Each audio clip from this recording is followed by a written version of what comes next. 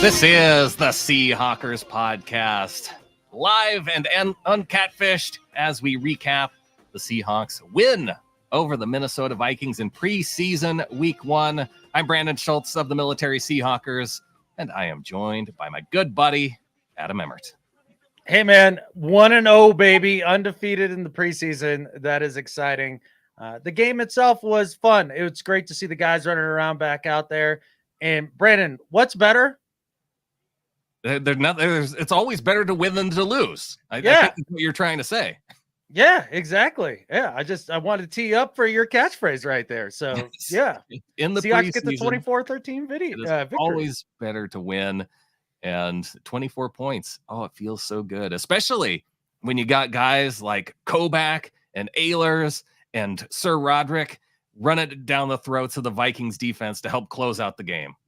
Yeah, in some ways, the 3s and 4s looked a little better than the 2s, right? Maybe that speaks to the depth of this team in comparison to the Vikings. So, neat to see those guys get their run and to show out. And, I mean, I kind of want some Kobach on the roster with all the running back injuries. Like, he looks competent. He did. 6 carries, 32 yards for Kobach. Longest run of the day was 9 yards. Nothing exciting, but I suppose that was kind of, unless you count Ahlers' run of 22 yards for the day, just not a lot of exciting big run plays. I guess you had the Sir Roderick Thompson one that was called back at the end where, gosh, let us have some fun. Let us have a big run like that. If we left it up to Ryan, he would make sure that run counted. Ryan saying, live shows are back. Let's go with a $9.99 super chat. Oh, yeah. When we're doing it here at midnight Montana time. That's for you guys, man. That's how much we care. And I mean, the Seahawks obviously cared when they came out on the field today, while maybe a little sloppy right out of the gate. Yeah, and Zero.exe points out run fits looked rough early on, but got better as the game went on. I was a little nervous too with the way things started out. Yeah, you had Chandler with 11 attempts, 41 yards rushing for the Vikings, and so that was a little bit concerning. But they shored it up as the game went on, and man. Whether or not you like the run fits, you had to have liked some of the big hits that were being delivered. You had Kobe Bryant out there playing some safety, delivering some big hits. You had Devin Bush, Adam. Yeah. Devin Bush, where was it? This was the guy that we were kind of down on going into this season. And he showed us in preseason game 1 that he can cover, he can lay some wood, and maybe we don't have anything to worry about with Devin Bush. Little Bush. Yeah. It was awesome to see Bush out there and do his thing and prove every one of those Steelers fans wrong that when we signed him, like hit us up, or my brother-in-law or whoever it was being like, oh, that guy's, just hot garbage. Good luck with him. Looked pretty good. Now it's just one preseason game, but that was nice to see considering that we're waiting on Jordan Brooks coming back and all of that. So yeah, big game for Devin Bush. And you can't leave out the hit on special teams. Oh yeah, the special teams hit too. So yeah, he was thumping. It was good. That's part of why it's so fun to have football back, even though it's preseason. Even though it's preseason, you have some Bradford pancakes out there on the offense. You've got some big hits on the defense, and you've got Jake Bobo catching touchdown passes and nearly making amazing special teams plays. The Jake Bobo show continues, buddy, and stacking them performances like we saw in the mock game and what we've been hearing about in practice. And one of the things that you heard from Chip Kelly and some of his, his coach and some of his other teammates was he's a great practice player. And so when I hear that, I'm like, oh, okay, great. He does great in practice and then he stinks in the game. Well, not the case this week and not the case in the mock game. Really out there making plays, looking like a legit NFL possession receiver, a great depth piece. Leading receiver on the day, 3 catches, 3 targets, 55 yards, 1 touchdown from Drew Lock. Got a couple touchdowns from Drew Lock. You had the one to Bobo, and then you had the dart over the middle to Winston, catching a nice ball in traffic. And, those 2 catches helped make the difference and getting the win over the Vikings, who could only put 13 points up on the board. It sure did. He also had that nice throw on the run, rolling to his right and trying to hit the dude. just kind of right on the edge of the sideline there, and the DB made an amazing play. He got robbed on that one. Right. Yeah, that was super frustrating. But I think you have to say overall, Drew Lock had a nice game. The pick when I first saw it, and even when I got the very tiny glimpse of the replay before they switched right back to the Vikings sidelines, I wasn't sure that it was tipped, but it looked to be, and not a bad decision, not just one of those bonehead like what is Drew doing? Like, yeah, did really well with that. Yeah, that was one of the frustrating points of this game. One, having Mike Robb and Mike Bennett stolen from us away by NFL Network, flipping it over to the Vikings broadcast. NFL Network, do better. Like, don't steal the mics from us. That was gold. That was so much gold early on in that game. I was like, oh, I can't wait to watch the rest of this. Nope. Yeah, because we had one of my favorite things before it cut over was Mike Robb saying to Mike Bennett, "Oh, that's a tough play by the linebacker having to make that tackle." And Mike Bennett saying, "No, that's a routine play. You got to make that play as a linebacker." Yeah, I wanted more of that. Spoken like a true defensive guy or whatever Robinson had in retort. But yeah, I mean, Radigan should have had that tackle, to be honest. But overall, there were some real bright spots to this game, even though it was up and down, a little ragged, which is to be expected through preseason week 1. A lot of the rookies showed different things. JSN with 3 catches, looking like the guy that he was touted to be from OSU, like creating big separation. Right. And I think that's the key point with JSN. It wasn't just, okay, he had 3 catches, but it was the separation that he was creating each and every time. That's what we have been led to expect, and we got to see it. We also got to see him take a pretty tough hit. One of the first ones early on as he was tackled up around the neck and popped right back up. I was a little bit worried after that. Had a little nervousness right out of the gate, especially with Witherspoon already injured and all that. But a couple of the other rookies look good too. Like, anybody else out of that rookie class stand out to you right out the gate? I'm sure it's Zach Charbonnet. That was your favorite, right? Zach Charbonnet did not stand out so much to me. He did have the 1 9-yard run, but on that 9-yard run that he had the widest hole of the entire game, and he still only picked up 9 yards. And I was like, oh man, come on, Zach, you gotta get more yards that when you have a hole that wide. Yeah, and then on one of the shorter runs, he ran right up the back of his offensive lineman, and he could have, if he just been a tad bit more patient, got to the left of him and really created a bunch more yards there. But that was kind of one of my concerns looking at his UCLA tape. It was like, yeah, there's these big highlights, but I mean, I could run through those holes. And that's what you have to watch for then when you get to the NFL level. And I'm not saying that we have to worry about him right away. It's just we had 4 carries to watch him. And yeah, so that's not a lot of all we have to go off of. We've got Seahawks 17 coming in, always coming in with the super chat, $2 Canadian. Nice to see Ben Burr-Kirven back and making plays.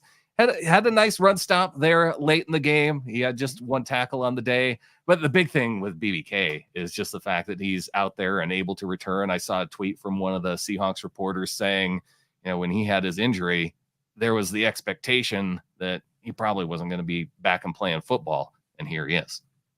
Oh, what a win. And such a feel-good story. I mean, these are the types of things that you love, Brandon. You love these kind of feel-good stories. Yeah, you love them. And rightfully so. And he's earned every bit of it. It's exciting to see him get playtime and be back out there with the team. I'm sure it feels great for him too. That was really cool. Going back through some of the other rookies, Derek Hall and Mike Morris combined for a nice play and a hit on the quarterback early in the game. And that was cool to see. Derek Hall looked legit out there, and he looks like he can really help with setting the edge. Him and second-year player, Mafe, who, he's living up to the billing from Pete about being the most improved player. He looked great. We saw some nice plays from Mafe. I think he had at least 1 tackle for a loss, and you definitely noticed him out there on the field. Another guy that you noticed, Carly pointing out with a 199 super chat, love seeing Trey Brown have a few plays out there. He had 1 tackle on the day, and he also had a missed tackle, but we saw him blow up 1 nice play. That was good to see. Yeah, he was nice in coverage a couple times as well. I thought he did just fine out there. And talk about feel good stories, Brandon. This is your Oklahoma Sooner, I know. Boomer Sooner, coming back to the team, overcoming all those injuries. Like, yeah, Overcoming the fact that he's a Sooner that plays defense. I mean, that's right. a big thing right there. Yeah, that's quite the disadvantage to start with, right? And yeah, he's just make it to the NFL is incredible. Yeah, it surely is. And show out, boy, the defensive back depth, it does feel legit. It does. Yeah. When you see Mike Jackson out there making plays early on, had 4 tackles on the day. When you talk about Kobe Bryant moving back to safety and having 4 tackles on the day. Speaking of other rookies, you had Jarek Reed out there playing safety and making some plays too. Yeah, he got ran over on one play. He tried to come up and give him the boom, and he got smushed there. But yeah, he made a nice showing for himself. And even early in the game, the tackling again, it wasn't great, but you did see them clean it up throughout the game and overcome a 10-0 deficit. And it was cool to see the team fight through that and actually, come back and finish. And that's a big thing. It's a big Pete Carroll thing and something this team really needs. And, kind of the formula we talked about going into this year is offense going to score a bunch of points, and then we can unleash the defense in terms of pass rush with all of the speed guys. And, then we'll be fine. Well, turns out in this game, they were able to get behind a little bit, that as we normally do, and come back and finish as we normally do. Well, and it was good that it was Drew Lock out there for all of that, because there's times where you see that first group of guys out there and get down early, and then you wait for the second stringers or third stringers who come in, and they end up, overmatching the other third stringers, and it kind of feels like an empty victory, because it's like, okay, well, we came back against their worst guys, so our worst guys are better than their worst guys. No, our depth is better than their depth.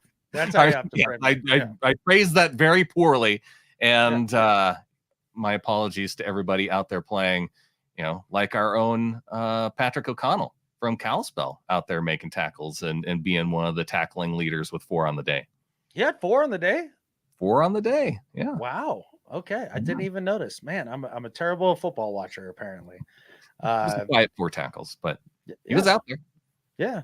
Happy for Drew Lock, though. Nice game for him. Ahlers with the arm punt. That was maybe the most entertaining play of the day.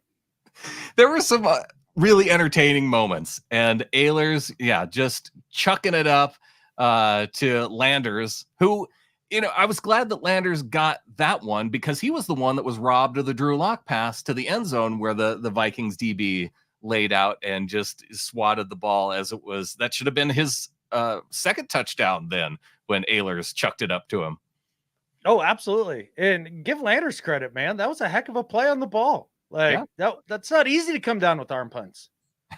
No, it was way up in the air, and he made the DB miss, and then put a nice stiff arm then on the way into the end zone. Oh, for sure. I was trying to think of who else. Oh, yeah, watching Bradford throughout the game, that was entertaining. He was somebody that I focused on a lot in the second half. Actually looked pretty decent in the run game, and you mentioned he had a nice pancake in there. They called I knew he had a nice pancake because he was fired up celebrating that pancake as he laid the guy out on the ground. Pour some syrup on him and call it good. Yeah. Is that the play he got called for the hold, even though it wasn't him, it was Forsyth? No, I think that play stood. I almost expected him to do the Allen Iverson step over the guy, but then that probably would have gotten a call. Oh yeah, make that Viking Tyronn Lue. Let's do it. No, but in pass protection, it was a little up and down for him. When the space was a little more confined, he did better. And when he was, helping either the center or the tackle, he did a little bit better. A couple of the one-on-ones he had in space, he had a big whiff on a third down play where Drew just had to unload it as quick as possible. Yeah. And you saw a couple of those. Out that whiff with the other whiffs by Island and Stone on the left side. There were a little too many whiffs out there by that second line. I'm really hoping we're not having to rely on either of those two guys. Curran looked okay out at right tackle. There was a couple times where his feet, they look slow, and you could tell he's probably always going to have problems with speed rushers. But, we're talking about the depth pieces on the offensive line, and can they get you through a couple games? And yeah, they look serviceable enough. Yeah. And Oluwatimi, the only guy left to mention there on that second team offensive line. And I didn't notice any big whiffs by him. So I thought of that group, it was Curran and Olu that probably looked the best. Yeah, most consistent, I'd say. The most consistent. But yeah, the highlight plays for Bradford, like he had some highlights. Yeah, Olu did have a miss on a run block, but that's okay. He's still a rookie. It's preseason. We're all learning. Yeah, all that good stuff. Evan Brown starting though. I couldn't tell you how long he was in there, so he must have done a great job. Well, the problem with Evan Brown, I kept waiting for the highlights so I could go back and watch the replay to see how he played. But then those were when they were doing the Vikings interviews, and we missed out on all the replays. So I'll take your word for it. And there weren't any big misses, I think, by Evan Brown. Oh man, God, NFL Network, do better. That was insufferable. When dude puts up the binoculars, he's like, I'm looking for the Vikings' first regular season loss. Can't find it out there. What a chump. It was a little bit corny, but it's fine. Oh, my ears were bleeding throughout that broadcast. Yeah, it was a little bit rough. I think it was just having going from our guys who were actually hilarious to it was a stark contrast. We saw the difference. Yeah, absolutely. And not only that, but then to have our guys, when we were watching it, like then you would hear, Trey Brown had a nice pass breakup, instead of the Vikings announcers where they'd be like, oh yeah, the receiver couldn't come down with it, and then just like move on. And you'd be like, couldn't quite catch the number. Who was it? I'd like, pretty sure it was Trey Brown by Devin Witherspoon. Yes, I caught that one. And I was like, no, he's still there. He's actually not out there, guys. Yeah. Carly in the chat saying, who's ready for the Super Bowl? Every year. Yeah. I know we got made fun of by a 49ers fan in one of the other videos with a comment, something about like, you think you go to the Super Bowl every year. You're hoping for our injuries every year. I don't know if you listened to that full pod because it's a 49ers preview. We weren't rooting for his injuries. We're just saying they're going to happen because that's what it always does for them. And I don't think either of us were saying we're going to the Super Bowl last year, but this year it's a dark horse contender. And you see the depth on this team in this preseason game, and it makes you believe a little bit. It does. Yeah, that's what you get excited about, because that's something that they haven't had in past preseasons. You get into the third and fourth quarter, and you start to see other teams pull away. Yes, and it's a different story this year against a Vikings team that was a playoff caliber team last year.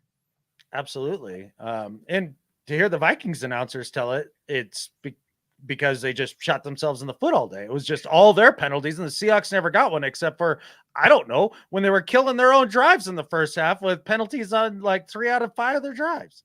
Yeah, geez, just how many penalties did we see on the day out of both teams? It was too many. I know that. Yeah. I was trying to pull up the penalty numbers. I just have pass yards. The internet's tired too. It doesn't want to do it. The internet's tired. It doesn't want to do it. They got pass yards for the Seahawks, 226 on the day, 106 rushing yards, 332 overall against the Vikings. 200. What's the time of possession? That would be probably along with the other numbers that I'm trying to pull up as we speak. But gotcha.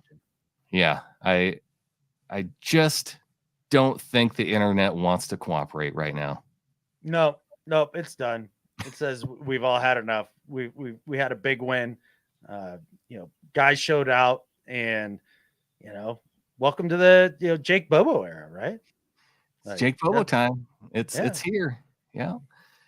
Sam Gelber checking in saying love Rob, telling Mike Rob, telling Mike B, don't just talk about the D line. And then asking, what do you think the biggest issue with the runs defense? We'll watch the replay for the rest of it. Yeah. Yeah. And I loved Bennett's response too. He's like, well, yeah, I'm fired up. I've been coaching all week, Yeah, who was he talking about the buttery hands? Was it Hall? It was Was it somebody Hall? who came off of a Oh. nice block to make a tackle Oh, on the Mafe. left side. Mafe. He's like, you got 2 hands, bud. Use them both. Use them both. It was Mafe. Yeah, I think that was his one tackle for a loss that I remember seeing. Yeah. But looking disruptive, looking good. Fun stuff. What was Daryl Taylor even out there tonight? No, he got injured this week. Oh, he got injured in the mock game. Jeez Louise. Yeah. Team stats, we've got the Seahawks with 15 first downs to the Vikings 16, 7 first downs rushing, 8 passing, 11 first downs passing for the Vikings. They had a stretch there where they were just kind of the passing defense was a little bit ineffective for the Seahawks. The Vikings getting 3 penalties off of first down. So they had more penalties. We didn't get a single first down off of a penalty. Vikings had 3. Yeah. Again, you wouldn't know it. Listen to the broadcast. Third down conversions, the Seahawks were 4 of 11 and the Vikings 4 of 14. They had the 1 4th down conversion. We had a 4th down stop, Adam, by the defense. Yeah, that was exciting. Nice 3rd down play as well. And to get him into that 4th down. And the defense fired up for that. I wish I could remember who shot in on that. Mike Morris was in on that. Yeah, they were running right in his direction. Penalties on the day, 9 for 65 for the Seahawks. When you think of that, just guess how many penalties the Vikings had to the Seahawks 9. Well, I was listening to Paul Allen, so they had 37. They had 5 penalties for 34 yards. They had a lot of penalties, but Pete Carroll declined a lot of them, just situationally. He did. And they all made sense. Mm-hmm. We didn't even get a nonsense challenge flag on this game. So yeah, if you're Pete Carroll, how do you not knock out one of your nonsense challenges just for fun? Although I really think he wanted to on the muff punt. I think he really wanted to. He really wanted to. Yeah, it's a rule though. So what are you going to do? What are you going to do? It's a bad rule. Change that rule. Change that rule. Come on, competition committee. Allow muff punts to be advanced and make it for a more exciting play. You got to do it. Yeah. Another interesting thing, no fair catches on the kickoffs. Oh, and a lot of short kicks too. Mm-hmm. Yeah, trying to bait you into it, right? Yeah. See, I don't think coaches are going to be playing that game. I don't think players are going to be playing that game in the preseason, especially for guys trying to make the team. I don't think in the regular season they're going to be. Yeah, probably not. I think the rank and file players and coaches are like, nope, we ain't playing that. Because you only get it at the 25, right? Yeah. So if it's short, yeah, you got to try. Yeah. Well, you end up with 7 yards difference in field position if you don't really go anywhere. So why not? The only time it would maybe make sense is if you're limited on the amount of time you have on the clock. The team kicks it short, and then then you take it just to not have to run a bunch of time off the clock. Or if you're up 2 and it's 3 minutes left in the game, and you just want to be sure that you possess the football and be able to run out the clock. Maybe that's a time that you would do it. Yeah, there might be some situational ones. So, yeah. Red zone efficiency, 2 of 3 on the day for the Seahawks. That was nice to see. That's outstanding considering the struggles from last year. So great sign there. Very nice sign. And I think it would, you probably credit one of that defensive pass breakup. I think that came inside the red zone. So it did. Yeah. Probably should have been 3 for 3. Robbed. Yeah. Drew Lock got robbed. That's okay. He had a nice day overall. It was a nice day for the Seahawks. We got the win, 24-13. Really want to thank everyone for joining us in the chat. Thanks to those of you who caught us over on the Bleacher Report stream as we live streamed over there after the game before coming over here on YouTube. So for those of you, you got double the show. You're welcome. Double the show. And it turns out, since that's the first time we've done that, it's really hard to remember what you said on the last show and then what you have or haven't said on this show. So I hope it was coherent. It's midnight. We're trying hard for you guys, but a big win, and we thank you all. And I think with that, There's only one thing left to say. Go Hawks. Go Hawks.